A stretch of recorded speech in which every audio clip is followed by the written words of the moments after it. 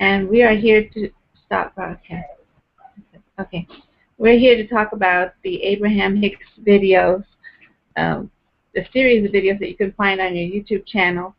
Particularly this one that I reviewed is called How to Attract. Abraham Hicks explains how to attract.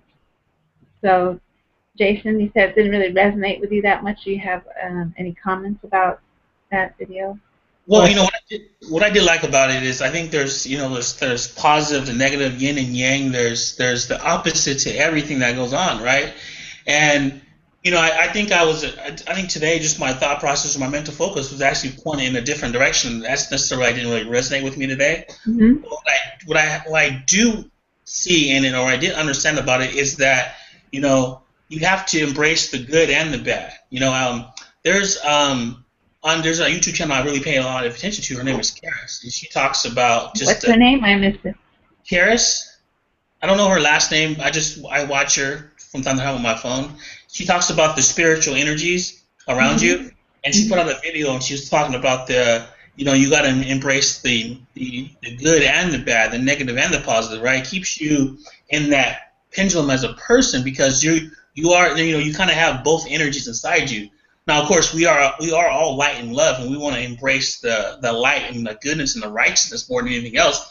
But we do have to understand that there are negative forces out there that can inhabit us too. But we have to be protected enough way to deflect that from us. So now, this video necessarily wasn't anything about that. That's just what came off the top of my head right now when I'm speaking about this.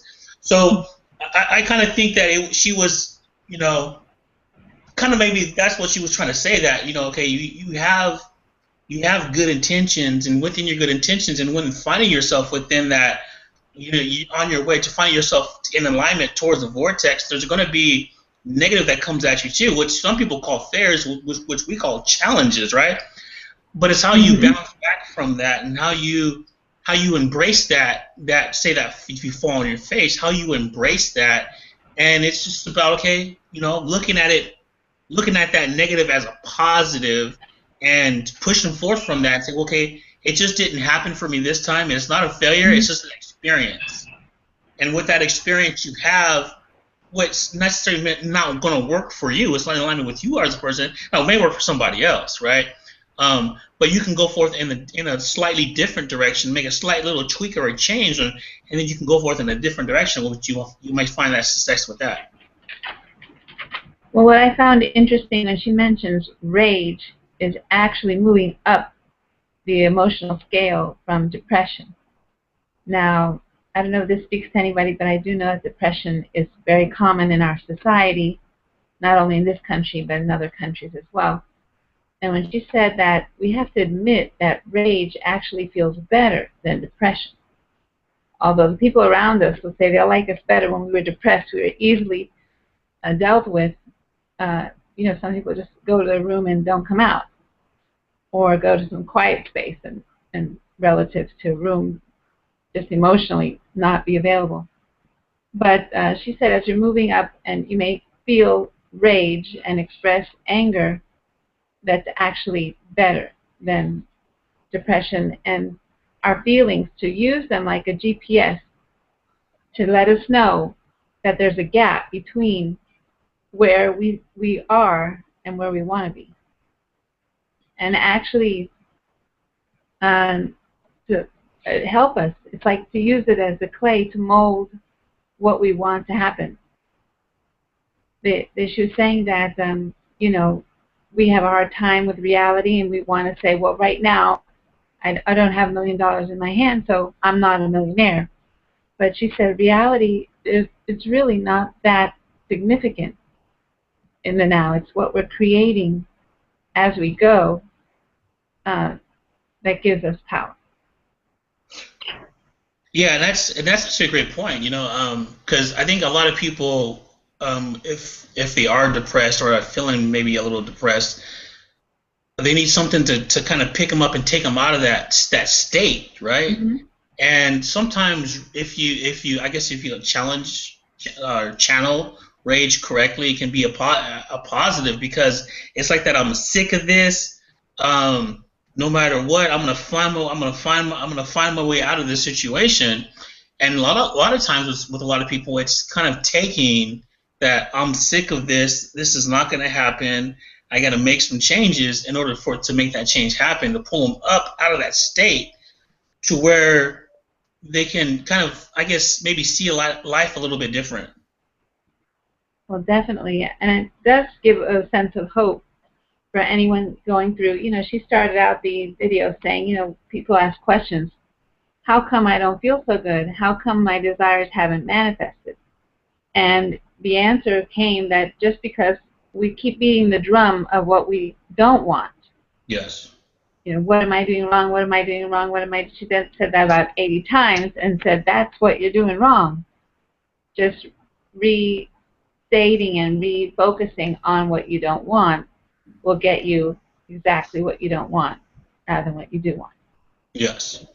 And you know, that's actually right. The one that I watched after was basically that. You know, she kept on saying, focus on what you want. And, you know, I think what you want wants you, and there's a reason why you want it.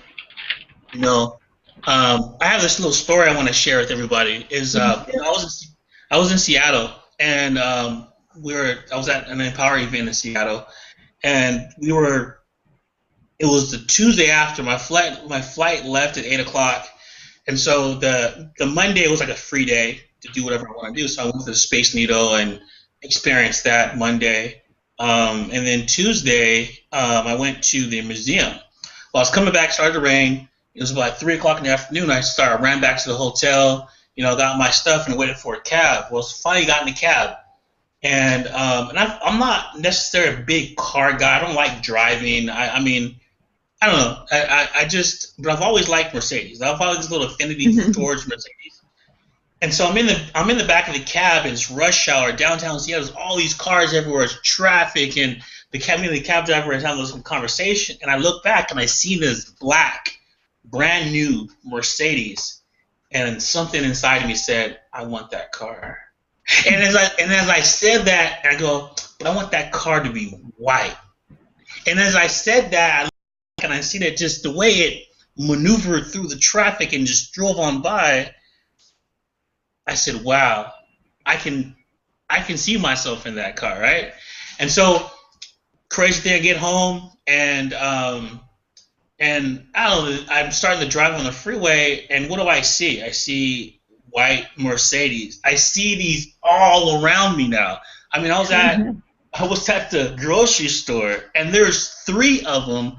I just happened to park in a spot, and I was on the floor. I look up. There's one in the front of me, and there's 2 beside me, and there's one as I got to walk out the car. There's one down. I was like, wait, this is too much. And then after this, I move into a new house basically, and you know, in this new area, it's a little more affluent area, so I'm seeing more of these vehicles around me. Just every day, I'm seeing these vehicles. Well, one day I was looking out my balcony, and I see one drive by, and it parked in the house right next to me. If it was a sting, if it was a bee, it would have stung me. I'm like, you know what? I'm gonna have that car. So now it's just a matter of time before I get it, you know. So I want to sit in it.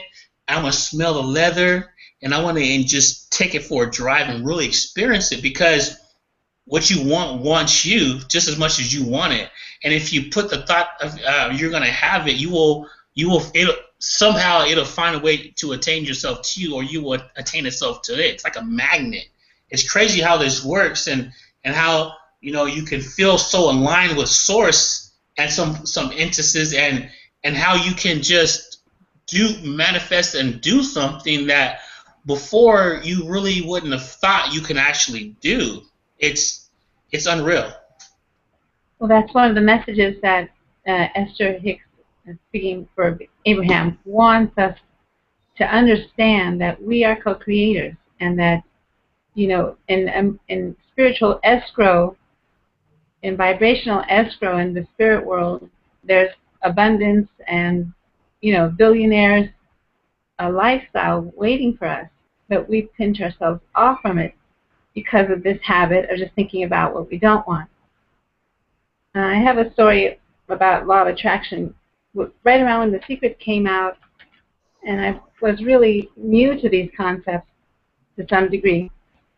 There was a house in my neighborhood, and I just parked my car one day, got out, and just stared at it and loved it. And I was just emotionally loving this house, a big white house with a big yard, and it had a deck on the roof. And it was a relatively old house, but something in me said, I love that house. I want to find out who lives there and find out all about who lives there. And then I went off to do my daily routine. So at some point during the week, I'm in a car, and there's a van in front of me that was a sign about chain electrical fences for a dog, because our dog had the habit of running out the door and running through the neighborhood, so I wanted to stop that. And so I called the guy to come to my house. He said, well, let's change the date because I'm going to be in your area. I'm taking my son to buy a car. He described the address in front of this big white house. And I said, wait a minute, is this house with a deck on top and they have a car for sale that's a Toyota or something? And he said, yeah, that's the house. And I thought, that's interesting. Well, to make a long story short, he came to my house to give me an estimate on the electric fence for my dog. Meanwhile, he delivered all kinds of information about the owners of that house and the history of the house. And when he left, I called my spiritual friend and said, what just happened? I didn't know what it was. Because I did everything that they say, emotionalize what you want. Yes. I went as far as to mention to my partner, and he said, we're going to get that house. But then my drive for it dissipated after a while. So he's been conversing with the owner of the house on and off, and she said that she would consider selling it to him when she's ready. We don't think she's going to be ready because my desire stopped. Really? Yeah. You used to bring back the desire. Well, my aspirations have risen, and I want a bigger house than that one. I've gotten more difficult to please. I think you figured out that, you know, if you ask for what you really want, you can really obtain that, basically. Right. It was just a matter that I didn't really want it anymore, but it was coming at me from all sides, just like your white Mercedes. Yes, yes, and it's crazy how that happens, you know. It's just law of attraction. Yes, yes, and that's why, you know, when you focus on the not the positive, the other side of the negative side of things, right? So when you're in this sphere and you see something that happened that you may think as that's a negative, it necessarily isn't a negative. If you reframe that into a positive, it'll give you a different outlook on it, and you use that as a block to actually, you know, push yourself a little further instead of a woe is me and sit there and wallow in it. Look at it for what it is. Use that experience as a learning experience, and then push forth from there. Well, very often when watching Abraham Hicks, they express negativity or bad situations as contrast, which is just like the black versus white, dark, light, the contrast in things, and that it's really the clay for us to mold the life we want. How would we know what we want if we didn't know what we don't want? So if we're going through a tough time and, you know, whatever, it's a negative time, negative experience, even if you have memories of negative experiences, to frame it as just contrast, indicating where you are and where you want to be, there's a gap. And now you can definitely say that's what you don't want. And from that, give birth to what you do want in the way of thinking about it. And that's the beginning of it, beginning of creation. That's actually a really good point. And she talks about that all the time. It's that desire in you, or that want, you know, and always kind of focusing on the want and not focusing on what you don't want.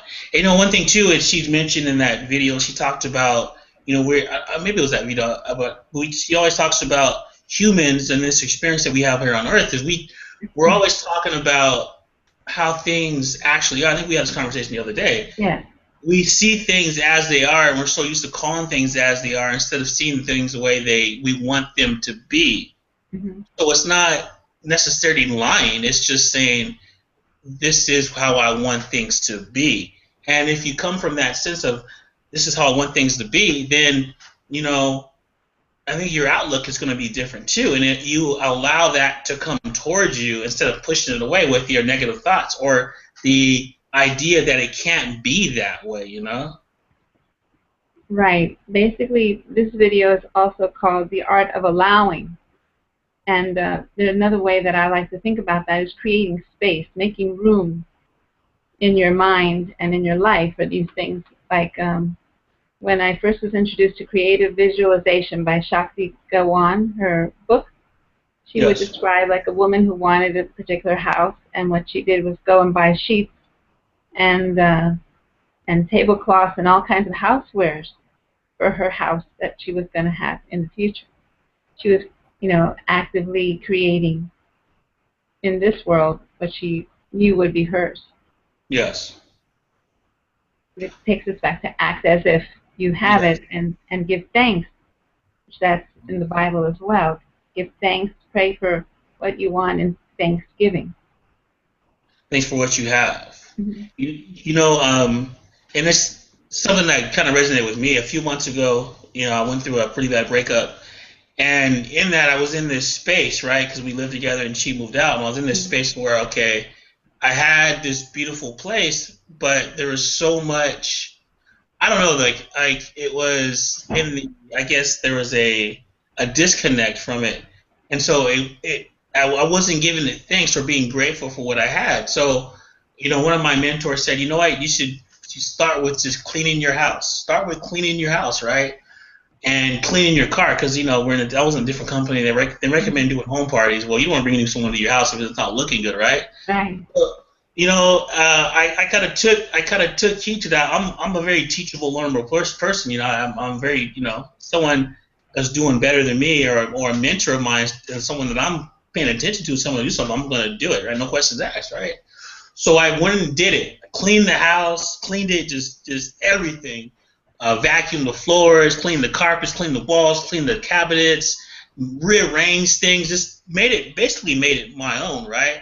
And bought some rugs. I bought some rugs and some wall fixtures for it, and really, really, really, really enjoyed it. And then when I was done, I even bought like a new TV and stereo and all this stuff, right? And then when I was done, I was like, wow, this just feels like a different place. I just felt more comfortable and at peace there, and I really appreciated, what I had, and then it just felt more. It just felt different being there because I appreciated it. I just didn't wallow in what was. I looked at it as, this is what it's going to be, and I made it that. And if we all want nice things. We all deserve nice things, and the powers that be want us to have nice things. They want us to aspire to have nice things, and not settle on what you have, but be grateful for what you have and want greater. And then from that, from just being that good, being grateful, I ventured out to this new community, and I'm like, wow, I really love this community. I really want to live here. And 4 months later, I'm living here. It's and I never thought it was going to happen, but it happened, and it's just sometimes you have to watch what you say, I guess, because you get what you want in an indirect way. Initially I was just kind of saying it just to say it, but for me to say it, and then I kind of said it more than once, but then for it to actually happen was kind of like, whoa, what's really going on behind the scenes here, Oh, you created it. Law of attraction is always working, all the time, no question. Mm-hmm. Everything is just a reflection of what you've been thinking. Like the thoughts are things type thing, Right. And I kind of went off in this tangent yesterday about the thoughts for things and wanting what you desire and desiring what you want, and just kind of eliminating the anxiety or the fear that resonates within a lot of us. A lot of us fear certain things. A lot of us fear what's around us. A lot of us don't find certainty in anything. But a lot of times we're not looking to ourselves for that certainty. We're not looking in that self and to eliminate what I like to call the mask of fear, because fear is false evidence appearing real, right? It's not true. It's something that's perceived true because we have this mechanism inside of ourselves, or maybe something that we're brought up with to think that, oh my God, we can't do that because of this, or we can't do that because of this, or instead of, well, I can do that because of this, I can do that because of that. So it's removing the I can't and then turning it into I can, right? And then to make that an I can is that constant, never-ending improvement upon yourself to get yourself to that level. And so, what resonates with me when I listen to Abraham Hicks, he talks about, raising your vibration level. Well, it's a lot of it is taking in knowledge and growing yourself as a person so that you can obtain different things. Your value systems are totally changed. It's not necessarily I live in this world of it's not necessarily a value upon dollars, but it's a value of wisdom, right? So your wisdom bank account, it should be larger than your personal bank account, because if you have wisdom is worth its weight in gold, if not more, than actual, say, currency of a dollar, because a dollar is passed on back and forth. This is energy just transferring between individuals, but wisdom is with you forever, and you can attain wisdom or knowledge in any subject, and that sticks with you infinitely. Well, that's another thing that she brings up, is that we are eternal beings, and our relationships are never ending as well. And now, coming from that perspective, how would you handle some of our relationships and challenges from the perspective that we are eternal and that we will be forever expanding, just like the universe is forever expanding, ever growing? Yes, it is. How do you feel about that? Or what are your thoughts on that? Well, we're greater than we probably thought that we are. And she also says that we have to get rid of this idea of worthlessness to really experience the powerful beings that we are as eternal beings full of light, and that we can manifest whatever we want. It's something that takes a bit of getting used to, like I have to repeat it in my head. It's kind of like, wow. And then show evidences of that, like, your Mercedes showing up all over. And I live in Miami, and there's beautiful cars all over, but I don't notice the Mercedes. And there's a lot of them because of the heat. There's a lot of white cars in general, certainly Mercedes, but I don't notice them because that's not my focus at this time. Yes. But when I do get focused on the car I want, it pops up all over, just like you said.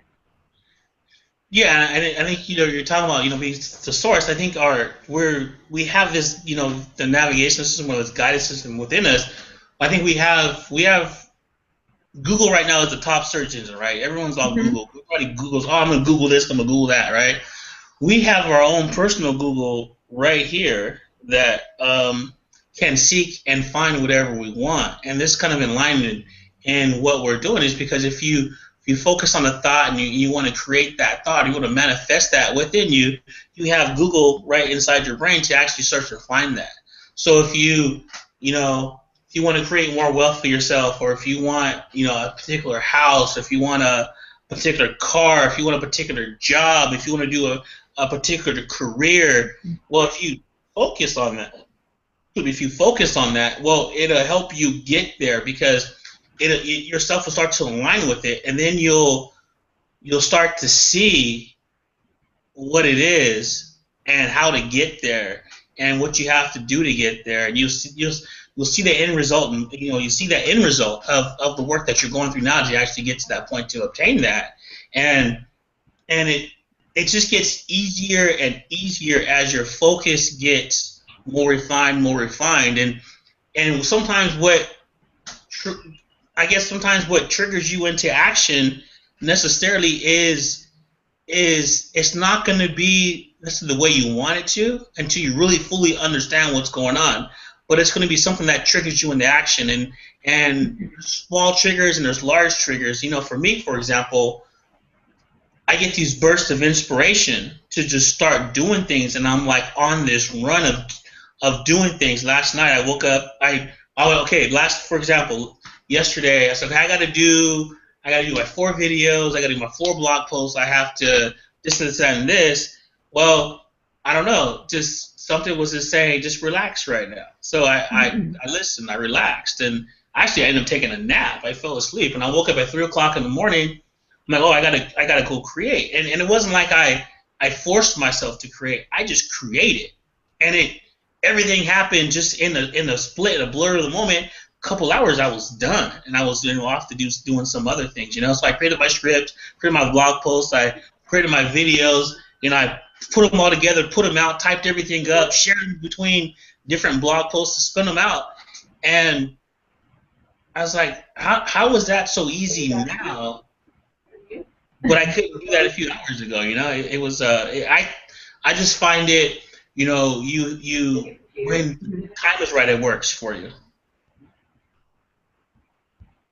What works for you? I missed the last part. I want to say when the time is right, things will start to click for you, and it's necessary not forcing yourself to do anything, but I want it to happen. Okay. Yeah, the timing has to be right. Yes. Do you wanna cut it short today? Yeah, I think so.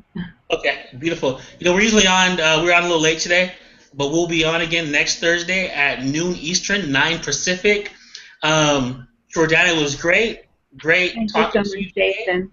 You're welcome, and have a great day, and we'll see you all next week. We'll if you see this and you resonate with this, leave a comment, leave a post below, and send us an email, and we'll get back to you about how you can tune into our shows every Thursday. Great, thank you. Thank you.